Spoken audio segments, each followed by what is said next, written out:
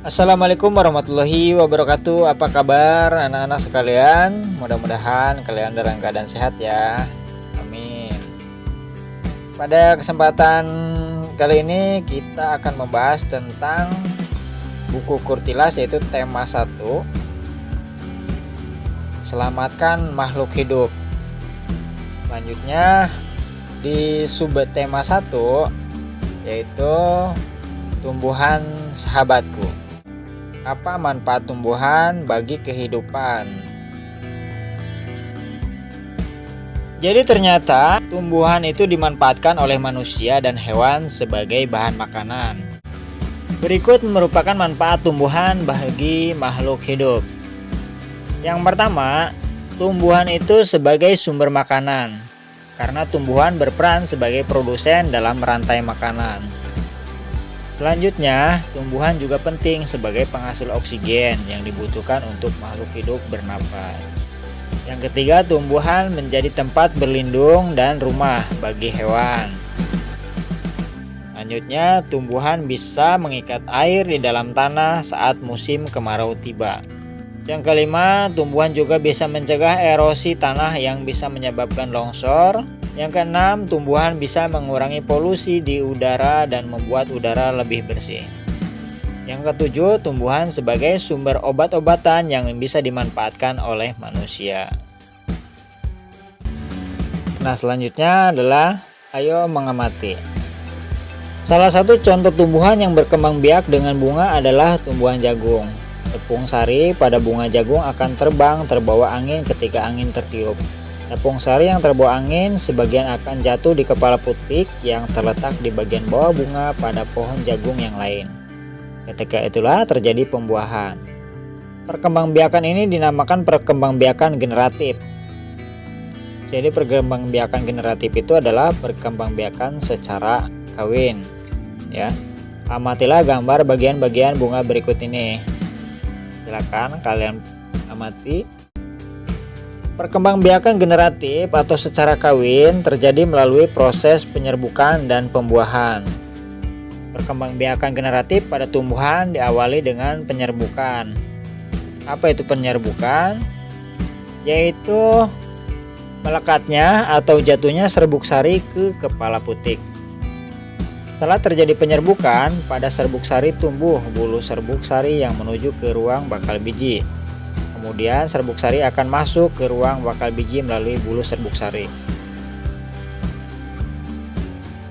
Di dalam ruang bakal biji terjadi pembuahan, yaitu peleburan serbuk sari. Sel kelamin jantan atau spermatozoid dengan kepala putik, sel kelamin betina atau sel telur. Hasil dari pembuahan adalah zigot.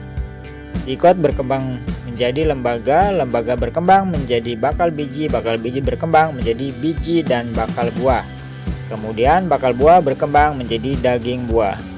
Lembaga yang berada di dalam biji merupakan calon tumbuhan baru. Tumbuhan yang berkembang biak secara generatif antara lain padi,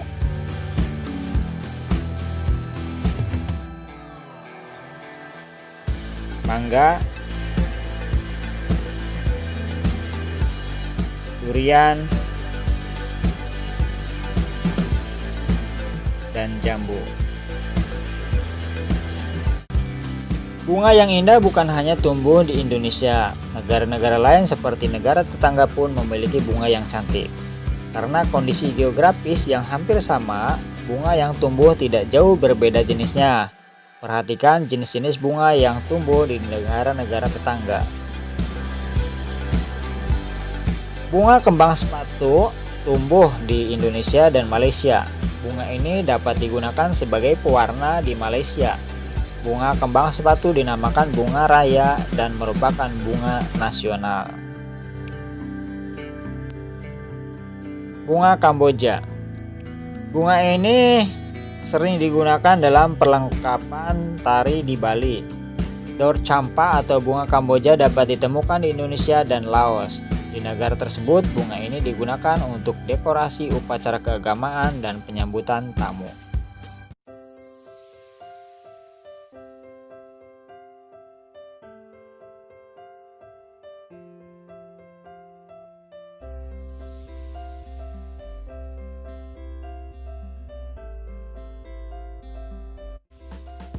ASEAN adalah organisasi kawasan yang mewadahi kerjasama negara di Asia Tenggara. Organisasi yang beranggotakan 10 negara ini dibentuk pada tanggal 8 Agustus 1967 di Bangkok, Thailand, melalui penandatanganan Deklarasi Bangkok. ASEAN bersatu karena adanya persamaan. Yang pertama, letak geografis dan kemiripan budaya, lalu juga kepentingan yang sama dalam memajukan pertumbuhan ekonomi, sosial budaya, dan menjaga keamanan kawasan. Pada tahun 1967, ASEAN berdiri di atas dasar Deklarasi Bangkok. Tahukah kalian apa itu Deklarasi Bangkok? Deklarasi Bangkok adalah landasan kesepakatan untuk mengadakan kerjasama regional dalam bidang ekonomi, sosial, dan kebudayaan di Asia Tenggara. Deklarasi ini ditandatangani pada tanggal 8 Agustus 1967 oleh ketua delegasi dari 5 negara yang terdiri dari Adam Malik, Menteri Luar Negeri Indonesia, Tun Abdul Razak, Wakil Perdana Menteri Malaysia, Narcissus Ramos, Menteri Luar Negeri Filipina, S. Rajaratnam, Menteri Luar Negeri Singapura, dan Thanat Khoman, Menteri Luar Negeri Thailand. Saat ini terdapat 10 negara anggota ASEAN.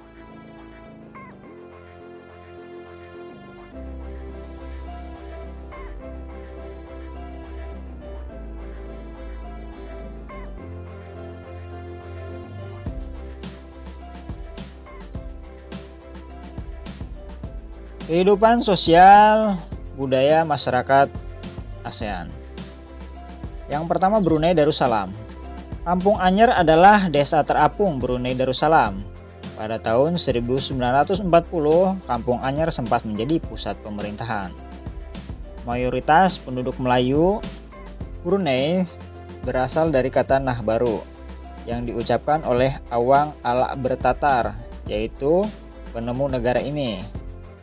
Kata Darussalam sendiri merupakan tempat yang damai atau rumah keamanan. Malaysia. Patung Dewa Murungga di Malaysia merupakan patung yang berukuran 42,7 meter. Terletak di Batu Kapes, gua yang merupakan kuil Hindu di luar India yang populer, yang didedikasikan untuk Dewa Murungga. Malaysia sendiri memiliki kota, yaitu George Town, yaitu kota yang terdaftar dalam UNESCO World Heritage, yaitu situs warisan dunia yang terletak di Pulau Penang. Selanjutnya, 3 kaum utama di Malaysia adalah Melayu, Tionghoa, dan India. Filipina. Kehidupan budaya dipengaruhi oleh budaya Melayu, Tionghoa, dan Spanyol. Ada 8 dialek utama yang digunakan masyarakat Filipina, yaitu Tagalog, Cebuano, Ilocano, Hiligaynon atau Ilongo, Bicol, Waray, Pampango, dan Pangasienense. Po dan Opo merupakan sebutan orang Filipina untuk yang lebih tua. Mereka memanggil dengan kata seperti Uya, Ate, Manong, atau Manang yang menunjukkan rasa hormat. Tarian Tingkling merupakan tarian dari Filipina. Kamboja. Banyak candi di Kamboja terbuat dari batu. Dewa-dewa dari agama Hindu dan Buddha terukir pada tembok. Tari Apsara lahir pada 2000 tahun yang lalu. Relief tarian yang banyak ditemukan di bangunan-bangunan keagamaan di Kamboja. Orang Khmer mengenakan syal kotak-kotak yang disebut krama. Pria dan wanita Khmer mengenakan bandul Buddha pada kalungnya. Tujuannya adalah untuk menjaga dari roh jahat dan membawa keberuntungan. Makanan yang terkenal dari Kamboja adalah cha, yang berarti tumisan. Myanmar. Myanmar disebut sebagai negara 1000 pagoda. Hal ini disebabkan karena sangat mudah ditemukannya kuil-kuil suci Buddha. Mayoritas penduduk Myanmar adalah keturunan Tibet. Bahasa yang digunakan adalah bahasa Birma. Pakaian tradisional Myanmar yang disebut longyi mirip sarung Indonesia. Namun kain ini membelit bagian tubuh mereka mulai dari perut hingga betis. Longyi yang berbahan kain katun bukan saja dikenakan pria dewasa, namun juga anak-anak dan wanita. Vietnam. Di Vietnam ada tradisi menangkap jangkrik dengan mata tertutup, di mana anak yang ada di tengah lingkaran matanya ditutup kain, menangkap salah satu teman dan menebak namanya. Baju khas Vietnam adalah Áo Dai. Orang Vietnam gemar duduk di dingklek, yaitu kursi yang sangat pendek. Bukan hanya untuk makan, bahkan untuk mengobrol pun mereka senang duduk di dingklek. Mayoritas orang Vietnam memiliki nama Nguyen. Hal ini disebabkan karena dinasti Nguyen berkuasa mulai 1830 sampai 1945 dan merupakan dinasti terakhir di Vietnam. Laos. Nama Laos berhubungan dengan penemunya, yaitu Ai Lao. Orang Laos terkenal kesabaran dan kesederhanaannya. Hal ini terkait dengan ajaran agama Buddha yang banyak dianut masyarakatnya. Olahraga tradisional di Laos adalah Katau, seperti olahraga bola voli, namun menggunakan kaki untuk menangkap dan memukul bola. Bola terbuat dari anyaman bambu. Tahun baru Laos disebut Bun Pi Mai. Semua penduduk membersihkan rumah, mengenakan pakaian baru, dan mencuci patung-patung Buddha. Makanan utama bangsa Laos adalah nasi atau beras ketan yang dimakan dengan tangan langsung. Orang Laos menyebut dirinya Lu Khao Niao, yang artinya anak turun nasi ketan. Upacara sakral pemberian sedekah atau dikenal dengan Saibat merupakan upacara di Laos. Para biksu membawa bakul kecil mengitari sebagian kecil kota untuk menerima sedekah dari penduduk setempat yang mayoritas beragama Buddha. Singapura. Singapura memiliki lambang negara yaitu Merlion. Merlion adalah patung berkepala singa dan berbadan ikan. Menurut mitos, Singapura dahulunya adalah kampung ikan. Kampung ini bernama Temasek yang berasal dari bahasa Jawa yang artinya lautan. Singapura berasal dari kata Sanskerta yang berarti kota singa. Penduduk Singapura berasal dari Tionghoa, Melayu, India, dan Eropa. Kaum Baba adalah sebutan bagi keturunan Cina Melayu. Singapura memiliki 4 bahasa resmi yaitu Melayu, Mandarin, Inggris, dan Tamil. Masyarakat Singapura memiliki budaya jalan kaki, sekitar 80% masyarakatnya memiliki untuk berjalan kaki kemana-mana. Hal ini disebabkan harga kendaraan, yaitu mobil dan bahan bakar sangat mahal. Kepiting cabai adalah makanan yang sangat digemari masyarakat di Singapura. Thailand. Thailand adalah satu-satunya negara di Asia yang tidak pernah dijajah bangsa Eropa. Thailand dalam bahasa Thai adalah Pratet Thai, yang artinya tanah kebebasan. Sejak tahun 1800-an, Thailand berubah nama antara lain Siam, dari bahasa Sanskerta yang artinya gelap atau coklat, dan Thailand. Ramakien adalah cerita nasional Thailand yang mempengaruhi kehidupan masyarakatnya. Di Thailand, kepala adalah bagian tubuh yang paling dihormati. Tidak ada orang yang berani menyentuh kepala, bahkan kepala anak-anak. Sebaliknya, bagian kaki dianggap bagian yang paling hina, karena dipakai sebagai alat untuk menapak di tanah. Oleh sebab itu, kaki tidak boleh dihadapkan ke patung suci atau orang lain. Indonesia dan Thailand memiliki tradisi minum teh. Di beberapa daerah di Indonesia, kebiasaan minum teh dilakukan secara turun-temurun. Salah satunya adalah teh yang diseduh di poci. Oleh sebab itu, teh tersebut dinamakan dengan teh poci. Di Thailand, teh disajikan dengan susu dan rempah-rempah. Teh tersebut dinamakan Thai Iced Tea dan disajikan dingin. Kondisi geografis Asia Tenggara. Letak geografis Asia Tenggara berada di antara tiga perairan, yaitu Samudra Hindia dan Teluk Benggala di bagian barat, Laut Cina Selatan di utara, dan Samudra Pasifik di timur. Wilayah Asia Tenggara dibagi menjadi dua dataran, yaitu yang pertama daratan berbentuk semenanjung. Wilayah yang berbentuk semenanjung adalah Myanmar, Thailand, Laos, Kamboja, Vietnam, dan wilayah Malaysia bagian barat. Daratan berbentuk gugus kepulauan.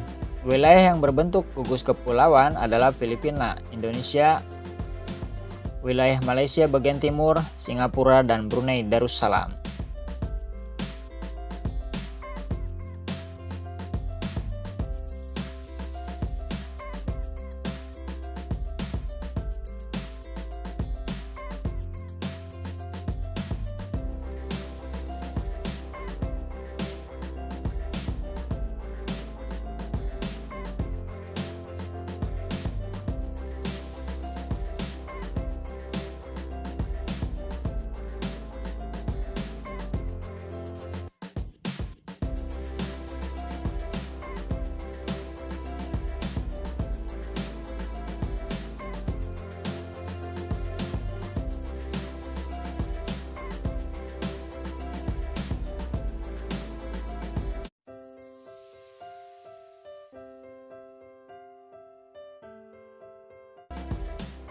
Bawang merah sering dijumpai di dapur masyarakat Indonesia. Selain dipakai untuk bumbu, bawang merah juga bermanfaat untuk mengobati beberapa penyakit.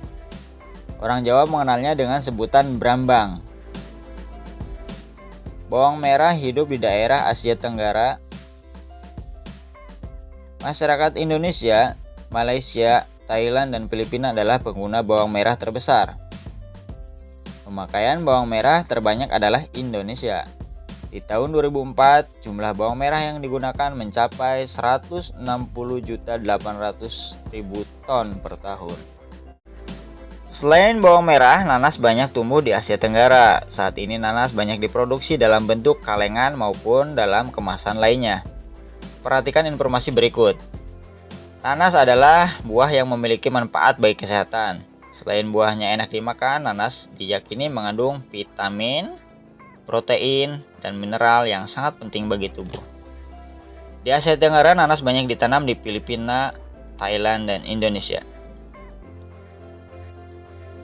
Berpenduduk sekitar 555 juta, Asia Tenggara menjadi penghasil nanas tertinggi di dunia.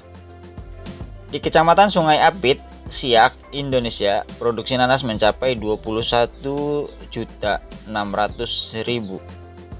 Seorang petani di daerah ini bisa berpenghasilan 34 juta sampai 42.500.000 per tahun. Penghasilan mereka setiap bulan adalah sekitar 2.830.000 sampai 3.540.000. Oke, untuk pembacaan angka. Pembacaan angka selalu dimulai dari posisi karakter angka terbesar. Bilangan yang memiliki dua karakter, angka terbesarnya adalah puluhan.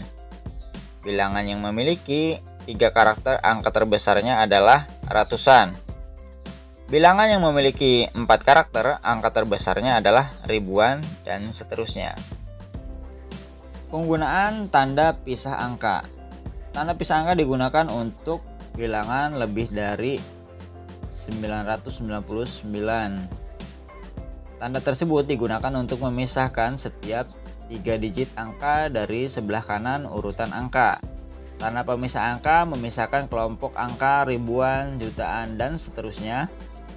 Di Indonesia, tanda pemisah angka yang digunakan adalah tanda titik.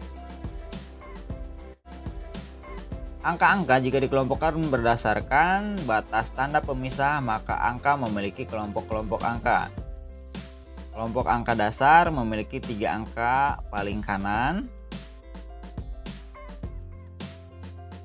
Kelompok angka ribuan memiliki 3 angka di sebelah kiri tanda pemisah ribuan. Kelompok angka jutaan memiliki 3 angka di sebelah kiri tanda pemisah jutaan. Nilai-nilai yang terkandung dalam sila ketuhanan yang Maha Esa sebagai berikut. 1. Takwa terhadap Tuhan yang Maha Esa. 2. Toleransi dan penghormatan kepada agama atau kepercayaan lain. 3. Kerukunan antar umat beragama. Nilai-nilai yang terkandung dalam sila kemanusiaan yang adil dan beradab sebagai berikut. 1. Persamaan derajat. 2. Menghargai hak asasi manusia. 3. Solidaritas antar sesama manusia. 4. Perdamaian.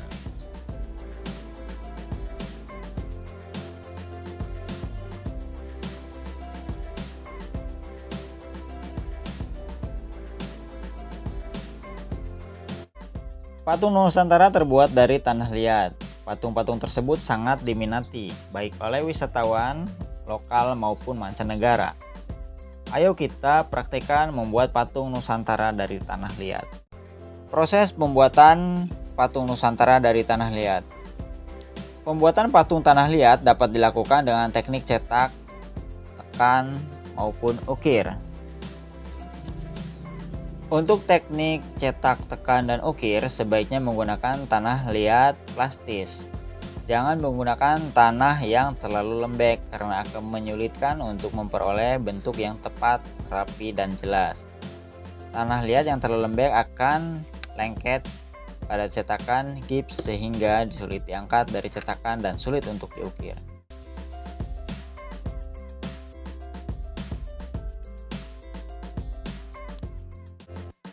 Nah, untuk menguji kemampuanmu dalam memahami pembelajaran yang sudah kita bahas, maka kerjakanlah soal-soal berikut dengan mandiri ya.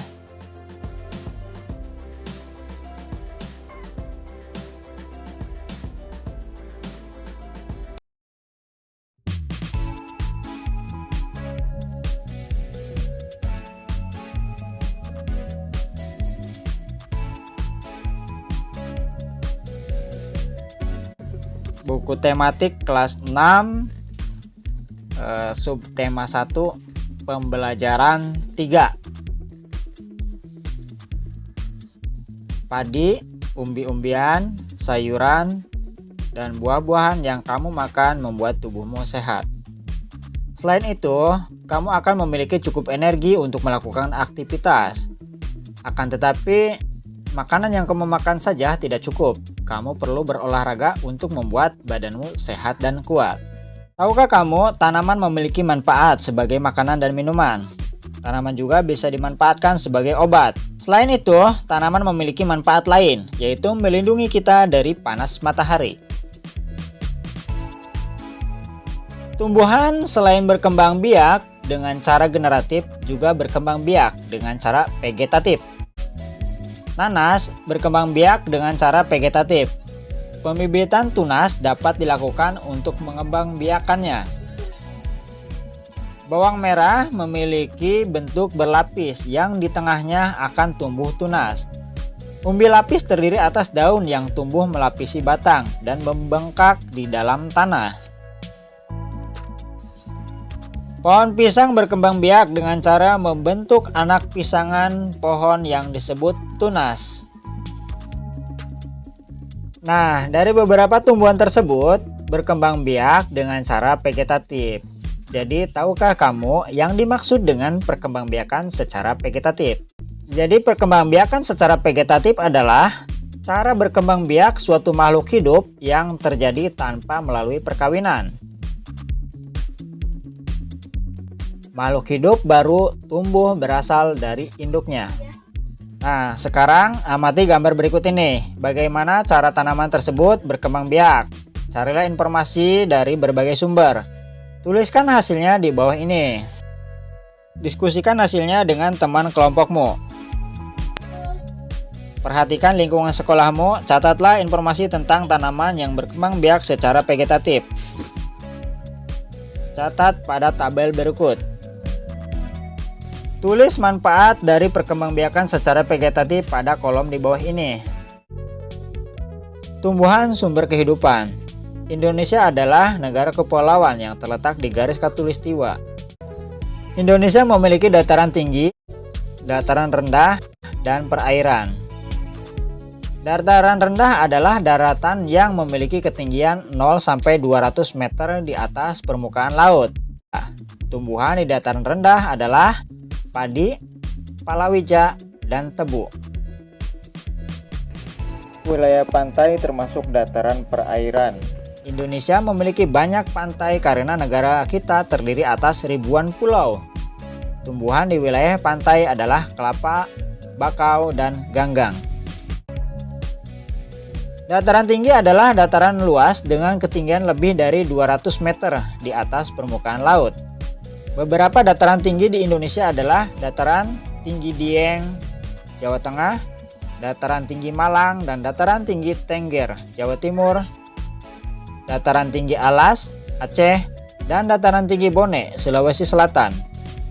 Jenis tumbuhan di dataran tinggi adalah teh, kopi, cengkeh, buah-buahan, dan sayuran.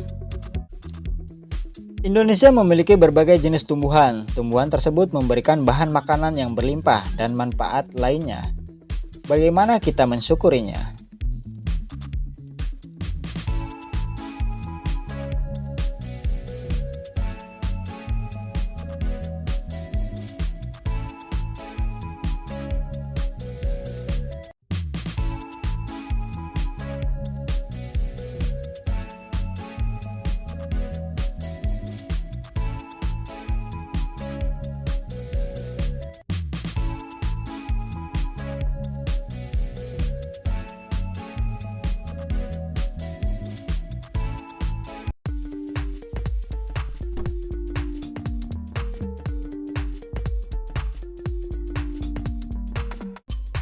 Tumbuhan berkembang biak untuk menjaga kelestarian jenisnya sebagai sumber kehidupan bagi makhluk hidup lain. Oleh karena itu, manusia memiliki peran untuk melestarikan tumbuhan. Tahukah kamu bahwa ikut memelihara kelangsungan hidup tumbuhan merupakan salah satu bentuk pengamalan nilai-nilai Pancasila? Tumbuhan adalah sahabat kita. Menjaga tumbuhan sudah menjadi kewajiban kita semua. Dalam menjalankan kewajibannya, terkadang kita tidak bisa sendiri. Kita membutuhkan kerjasama dengan orang lain. Kerjasama merupakan wujud penerapan dari salah satu sila Pancasila. Pahamilah lagi kelima sila Pancasila berikut.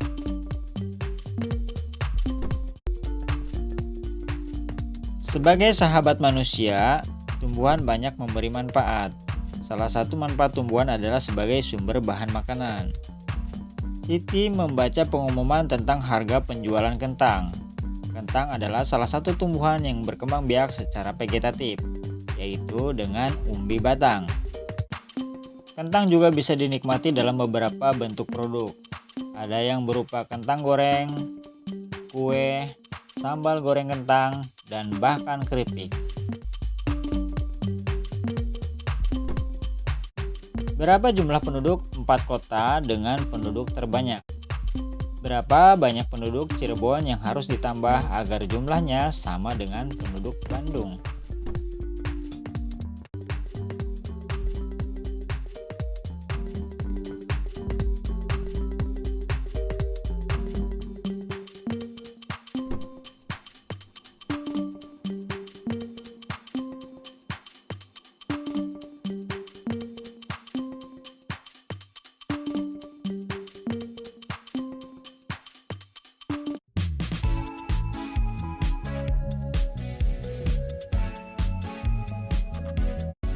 Sebagian besar kawasan Asia Tenggara beriklim tropis dengan curah hujan tinggi dan suhu udara panas.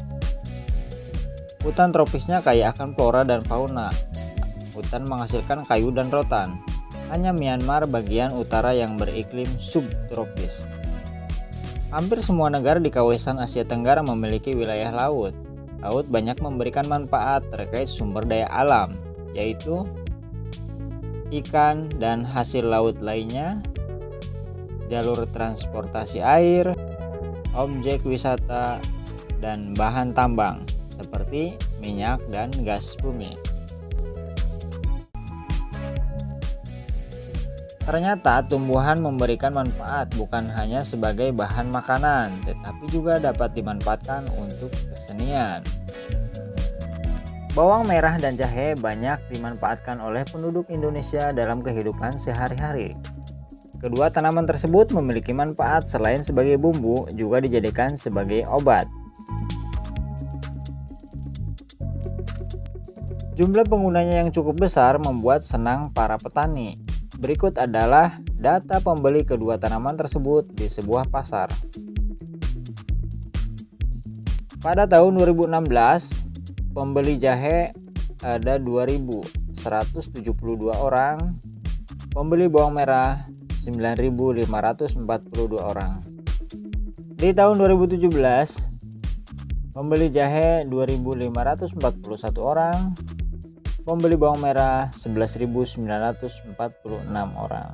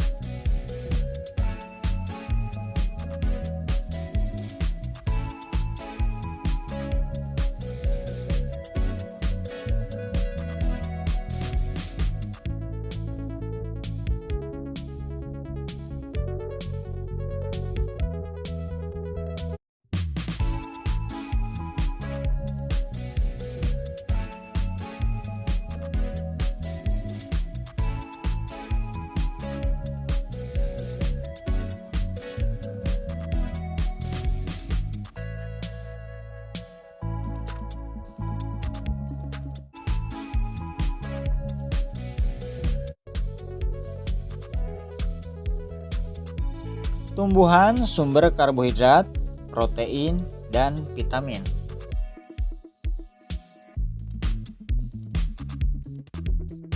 Manusia dan hewan memerlukan makanan untuk melakukan aktivitas sehari-hari. Oleh karena itu, jenis tumbuhan yang banyak mengandung sumber energi perlu dikonsumsi setiap hari.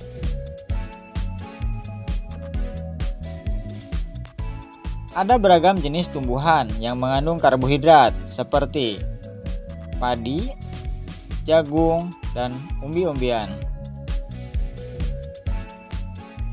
Manusia dan hewan juga memerlukan makanan yang cukup mengandung protein untuk pertumbuhannya, seperti untuk tumbuh tinggi, besar, dan mengganti sel-sel yang rusak dalam tubuh.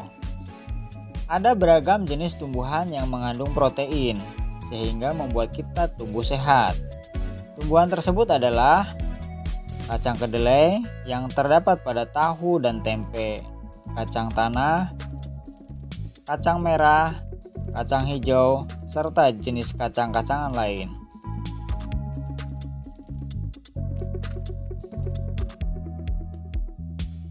Manusia membutuhkan jenis makanan yang mengandung vitamin. Vitamin diperlukan untuk menjaga kesehatan dan melindungi tubuh kita dari serangan berbagai penyakit. Ada beragam jenis tumbuhan yang mengandung vitamin untuk menjaga tubuh kita agar selalu sehat, yaitu sayuran dan buah-buahan. Sayuran dan buah-buahan tersebut meliputi bayam, kangkung, kacang panjang, terong, buncis, tomat, pepaya, mangga, apel, jeruk, dan banyak lagi.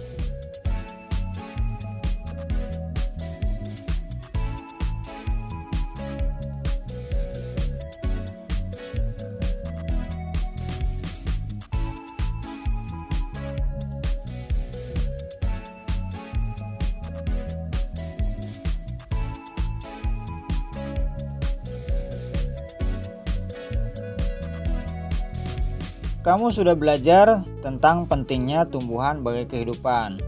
Menjaga tumbuhan tidak bisa dilakukan sendiri. Kamu harus bekerja sama dengan teman di sekitarmu untuk menjaganya. Bekerja sama adalah wujud dari penerapan sila Persatuan Indonesia.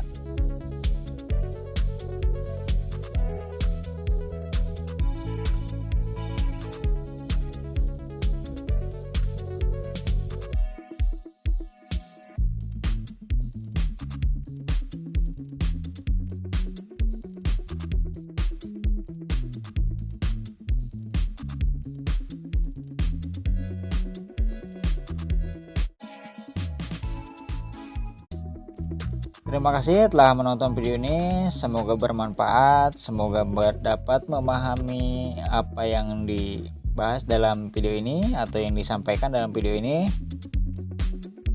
Silahkan berikan kritik dan sarannya atau komentar kalian di kolom komentar.